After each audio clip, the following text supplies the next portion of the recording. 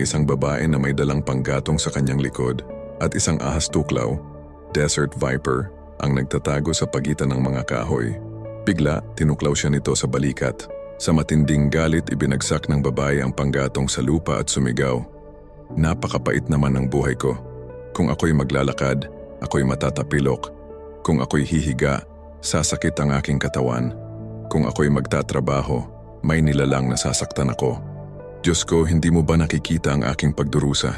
Sa tuyot na kalungkutan ng disyerto, ang babaeng iyon ay nabuhay ng mag-isa at lahat ng kanyang ginawa ay nagkakamali. Ang kanyang buhay ay naging isang walang humpay na pagrereklamo laban sa Diyos. Isang araw kumatok ang isang anghel sa pinto ng kanyang hamak na kubo. Galit siyang sumagot, "Umalis ka." Ngunit nagpumilit ang anghel at kumatok muli. Biglang binuksan ng babae ang pinto at nasaktan ang kanyang daliri sa paa. "Sumpa," sigaw niya. Ngunit nang makita niyang isang anghel ito, nagbago ang kanyang mukha.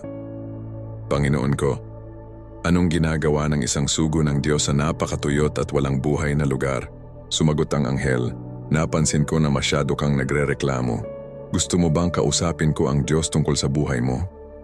Sumagot siya, "Opo, pakiusap, sabihin mo sa kanya, hindi ko na kayang tiisin ang ganito kalaking kalungkutan."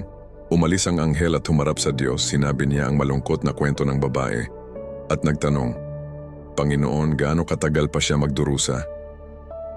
At sumagot ang Diyos, "Hanggang sa katapusan ng kanyang mga araw, iyan ang nakasulat." Nag-alala ang anghel, "Ngunit kung sasabihin ko sa kanya iyan, mawawalan siya ng lahat ng pag-asa. Maaari pa siyang magpakamatay. Wala ba akong maipapayo sa kanya na gawin?" Pagkatapos mo sinabi ng Diyos, kaya sabihin mo sa kanya na manalangin araw-araw gamit ang isang simpleng parirala. "Salamat Diyos sa lahat." Bumalik ang anghel at inihatid ang mensahe. Hinihiling ng Diyos na sa umaga, tanghali at gabi sabihin mo lamang, "Salamat Diyos sa lahat."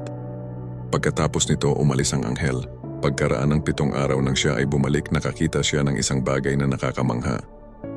May bumukal na maliit na ilog sa disyerto. Ang mga prutas ay tumutubo sa luntiang halaman at ang babae na nakangiti ay nag-aani habang umaawit. Nagtataka, bumalik ang anghel sa Diyos at nagtanong, "Panginoon, anong nangyari sa babae?